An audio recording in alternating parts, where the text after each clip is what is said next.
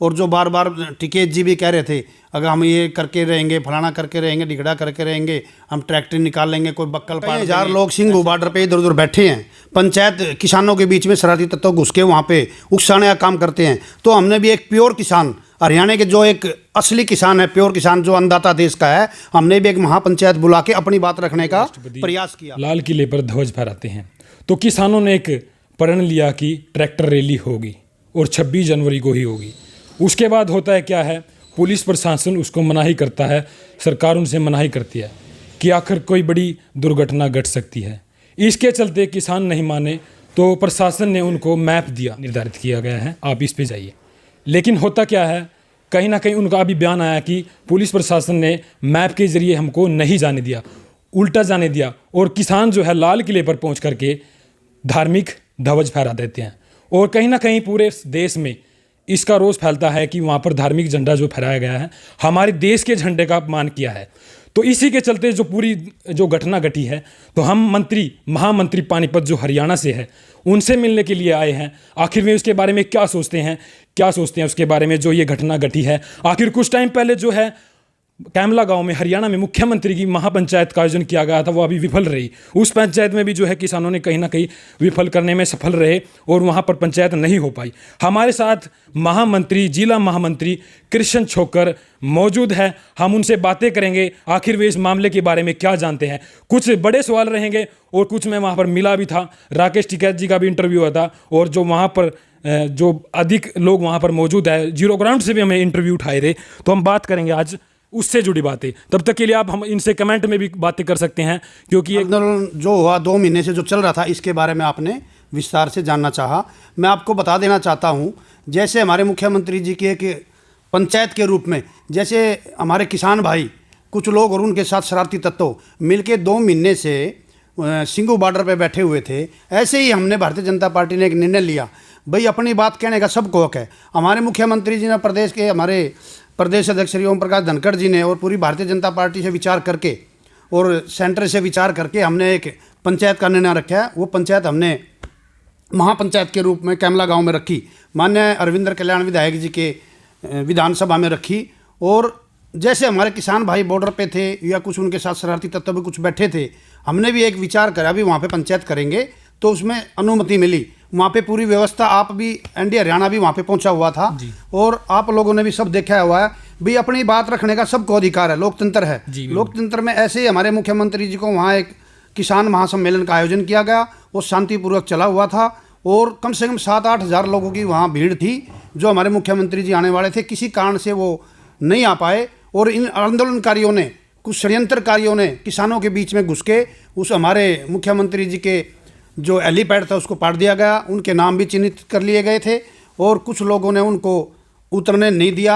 ये एक दुर्भाग्यपूर्ण रहा। जी बिल्कुल। मैं पहले आपसे जानना चाहता हूँ कि आप मंत्री पद से जो है बातें करेंगे या किसान से, क्योंकि आप पहले भी एक किसान हो आप पहले तो जी। और मैं जानना चाहता हूं कि कुछ लोगों का मानना ये था कि आप जो पंचायत कर रहे हो अपने कार्यालय में करें, क्योंकि एक तरफ तो किसान वहां पर जो बैठे हुए हैं उनका मानना ये था कि अपने कार्यालय में पंचायत करें, लोगों के बीच में क्यों जाए, उनको भड़काने का काम क्यों करें। देखो, जब कई हज़ार लोग सिंघू बॉर्डर पे इधर उधर बैठे हैं, पंचायत किसानों के बीच में शरारती तत्व घुस के वहाँ पे उकसाने का काम करते हैं, तो हमने भी एक प्योर किसान, हरियाणा के जो एक असली किसान है, प्योर किसान जो अन्नदाता देश का है, हमने भी एक महापंचायत बुला के अपनी बात रखने का प्रयास किया। भी हम भी लोगों को समझाएंगे, जैसे वो लोगों को समझा रहे थे, हम भी एक लोगों को समझाने का काम करने वाले थे। इसी बीच में उन्होंने जो कुछ षड्यंत्रकारी थे, शरारती तत्व थे, उन्होंने हमारी महापंचायत सफल नहीं होने दी। ये अपनी बात करने का सबको हक है और हम अपनी बात करने के लिए ही, कहने के लिए लोगों को इकट्ठा किया था और लोग जागरूक थे। अगर जो लोग हमारी बातों से, 3 कानूनों से खुश ना होते तो 8-10 हज़ार लोगों की भीड़ वहाँ नहीं पहुँच पाती और वहाँ लोगों में उत्साह था, लोग इस कानून से खुश थे।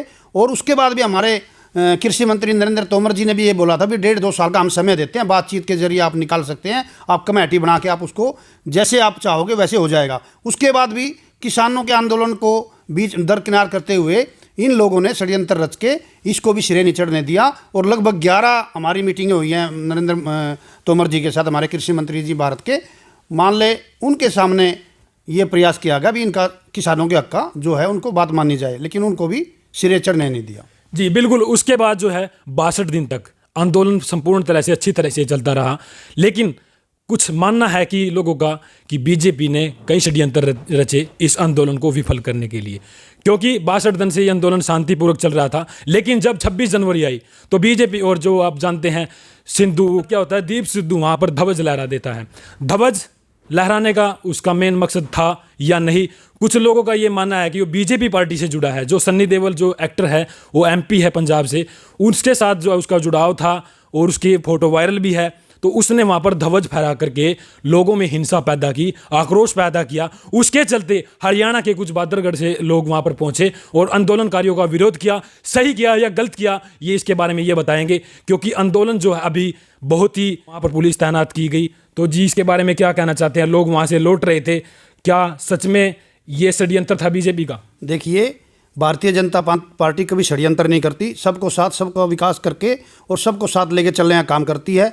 भारतीय जनता पार्टी है कि ये जो गणतंत्र दिवस का 26 जनवरी का उत्सव था, ये एक त्यौहार के रूप में मनाया जाता है और देश हमारा 26 जनवरी का इंतजार करता है कब हमारा तिरंगा लहराएगा लाल किले के ऊपर, और उसके राष्ट्रपति और प्रधानमंत्री ही उसको लहरा सकते हैं। शरारती तत्व अंदर घुस के उसको ऐसा षड्यंत्र रचने का काम किया। जब उनको हमने 12 बजे का ऊपर से आदेश हो गए थे, दिल्ली पुलिस से बातचीत करके 12 बजे का उनको समय दिया गया था भी आपको निश्चित रास्ते से निकाल के और आप अपने ट्रैक्टर परेड निकाल सकते हैं, उसमें भी हमने सहमति दे दी थी। उसके बावजूद भी वो तिरंगा फेंक के, एक देश का ध्वज फेंक के और अपना तिरंगा एक व्यक्ति विशेष, जाति विशेष का झंडा लगा के ऐसा किया है। तो ये किसानों के ऊपर, ये किसान इस तरह के किसान नहीं हो सकते। और रही बात दीप सिद्धू की, माननीय नरेंद्र मोदी जी दुनिया के एक ऐसे व्यक्ति हैं जो हर व्यक्ति, कोई भी पार्टी का हो, हर व्यक्ति चाहता है नरेंद्र मोदी जी के साथ मैं एक फ़ोटो खिंचवाऊं। तो नरेंद्र मोदी जी एक ऐसी शख्सियत है, एक ऐसे, मैं तो एक संत कहूँगा, ऐसे एक वर्ल्ड लेवल के व्यक्ति हैं जो हर व्यक्ति उनके साथ चाहेगा भाई मैं भी इनके साथ फ़ोटो खिंचवाऊँ। और ऐसे ही दीप सिद्धू, हजारों कार्यकर्ता, लाखों कार्यकर्ता महीने में फ़ोटो उनके साथ खिंचवाते हैं। कौन पार्टी का है, कौन पार्टी का नहीं है, ये ऐसे प्रधानमंत्री हैं, उनको पार्टी से इस तरह का कोई वो नहीं होता। एक सेलिब्रिटी के रूप में वो उनको लोग चाहते हैं और इसीलिए एक दीप सिद्धू भी हो सकता है बीच में आके फ़ोटो खिंचवा गया हो। ऐसा फ़ोटो बेस पे कोई महत्व नहीं है, लाखों लोग फ़ोटो खिंचवाते हैं। ऐसा कोई भारतीय जनता पार्टी का उसके ऊपर लेबल नहीं लग जाता, कोई भी फोटो खिंचवाते हैं, दुनिया खिंचवाती है फोटो। जी ये बिल्कुल बात सत्य है, क्योंकि सरकार का जो प्रशासन का मानना था कि 11 बजे के बाद जो है ट्रैक्टर वहाँ से रवाना हो, अपना रूट तय करे। लेकिन उन्होंने, ये सच बात है, 8 बजे से ही 7 बजे से ही जो है वहाँ से चलना शुरू कर दिया ट्रैक्टरों ने, और जो पुलिस प्रशासन ने उनको रूट दिया था उस पर नहीं चले, वे सीधे लाल किले की तरफ बढ़ने लगे। और ये जो हनोनी घटना घटी, या कह सकते हैं आप ध्वज धार्मिक फहराने की साजिश थी या क्या था, उसके बारे में आप कमेंट बॉक्स में कर सकते हैं मेंशन। तो आप कमेंट बॉक्स आपके लिए है जी। मैं आपको बता देना चाहता हूं कि दिल्ली पुलिस में पूरे किसानों के बेटे ही दिल्ली पुलिस में लगे हुए हैं। मोस्टली 98% किसानों के बेटे ही दिल्ली पुलिस में लगे हुए हैं। तो ऐसे कौन सा किसान हो गया जो अपने बेटों के ऊपर ही लाठियाँ तलवारें चलाएगा? मैं तो नहीं मानता कोई किसान अपने बेटे पे तलवार और लाठियाँ चलाए, इस तरह का दुर्व्यवहार करे। 360-70 के लगभग कल माननीय गृह मंत्री जी उनका हालचाल पूछने के लिए हॉस्पिटल गए हैं, तो 360-70 के करीब किसान के बेटे और जो दिल्ली पुलिस में थे, सिपाही से लेके डीएसपी तक के काट दिए गए हैं। ये एक किसान नहीं हो सकता। मैं तो इसकी निंदा करता हूं और भारतीय जनता पार्टी का एक छोटा सा कार्यकर्ता सिपाही होते हुए इसकी घोर निंदा करता हूं, जिन्होंने इसने अपमानित किया, देश को अपमानित किया, एक तिरंगे का अपमान किया, तिरंगे को फेंका गया। इस तरह की मैं घोर निंदा करता हूं और इस तरह का कार्य इन्होंने नहीं करना चाहिए था। ये किसान की आड़ में एक दरिंदे थे और किसान की आड़ में एक उकसाने का काम किया। और जो बार बार टिकैत जी भी कह रहे थे, अगर हम ये करके रहेंगे, फलाना करके रहेंगे, ढिगड़ा करके रहेंगे, हम ट्रैक्टर निकालेंगे, कोई बक्कल पाड़ देंगे, ऐसे कोई हमारे को रोक के दिखाए। ये भारतीय जनता पार्टी एक ऐसी पार्टी है, ये कभी खून खराबा नहीं करना चाहती, ये शांति प्रिय है। जो 60 दिन का ये धरना चला है, ये एक भारतीय जनता पार्टी है, एक शांतिपूर्वक अपनी बात कहने का सबको अधिकार है, इस करके ये 60 दिन चला है। नहीं, कोई भी पार्टी चाहती है भी जल्दी से जल्दी कोई बात का समाधान हो, और पार्टी से दूर भागने वाली नहीं है। पार्टी ने चांस भी दिया, मौका भी दिया। 11 वार्ताएं हुई माननीय नरेंद्र तोमर जी के साथ, हमारे कृषि मंत्री भारत के हैं, उन्होंने पूरा प्रयास किया, सभी बातें रखी। लेकिन कुछ शरारती तत्व हैं जो किसानों के कंधों पे बंदूक रख के चला रहे थे, वो उनको नहीं सक्सेस होने दिया। जी बिल्कुल, काफ़ी बातें हुई हैं, काफ़ी घटनाएं घटी हैं। उसके बाद एक क्वेश्चन उठता है कि ये कानून रद्द होंगे या नहीं होंगे, लेकिन उनका अभी भी यही प्रयास है कि हम मर जाएंगे, मिट जाएंगे, लेकिन ये कानून जो है रद्द करवा कर ही रहेंगे। आखिर बीजेपी पार्टी, माननीय प्रधानमंत्री नरेंद्र मोदी और जितने भी भाजपा नेता हैं, उनका क्या निर्णय रहता है, तो इसके बारे में थोड़ी एक झलक के रूप में आप बताएं कि ये कानून रद्द होंगे या नहीं होंगे। आखिर बड़ा ही जो है भयंकर रूप लेता जा रहा है ये आंदोलन। माननीय नरेंद्र मोदी जी भारत के प्रधानमंत्री हैं, वो ऐसा कोई भी निर्णय गलत नहीं लेते जो एक आम इंसान पे, एक गरीब इंसान पे, जो किसान अन्नदाता देश का है, उसका कोई नुकसान हो। और ये हमने गारंटी दी है 2022 तक किसान की आय आमदनी डबल होगी और 100% कोई भी सत्ता में रहते हुए, मैं खास करके भारतीय जनता पार्टी की बात करता हूँ और एक ऐसे इंसान की, संत की बात करता हूँ जो कभी किसी का बुरा कर ही नहीं सकता। वो माननीय प्रधानमंत्री जी सत्ता में रहते हुए कभी किसी का बुरा नहीं कर सकते। और ये किसानों का ऐसा क्यों करेंगे, वो अपने पैरों पे कुल्हाड़ी जानबूझ के क्यों मारेंगे। उन्होंने ये सोचा भी किसान की आय डबल हो सकती है इन तीनों कानूनों से। मैं तो 2024 में इलेक्शन है, इलेक्शन को भारतीय जनता पार्टी कभी नहीं देखती, उससे पहले 7 बार मंडी में किसान जाएगा। मैं तो गारंटी देता हूँ 2 बार किसान जाने के बाद खुश होगा। और किसानों को आज़ाद किया है। आप आड़ती हो और दूसरा कोई सेलर वाला है, आप आड़ती 2200 में माल ले रहा है और दूसरा सेलर वाला 2500 रुपये में माल ले रहा है, तो आड़ती की बजाय 2500 रुपये वाले को दोगे ना। आप आड़ती को क्यों दोगे? आप जिसको माल ज़्यादा रेट देगा उसी को दोगे। तो इसी करके माननीय नरेंद्र मोदी जी ने सबको आज़ाद किया है। अपना माल कहीं भी बेच सकता है, कोई MSP ख़त्म नहीं होगा, कोई मंडी बंद नहीं होगा, मंडी यूँ ही चलेगी और मंडी कभी बंद नहीं होगी।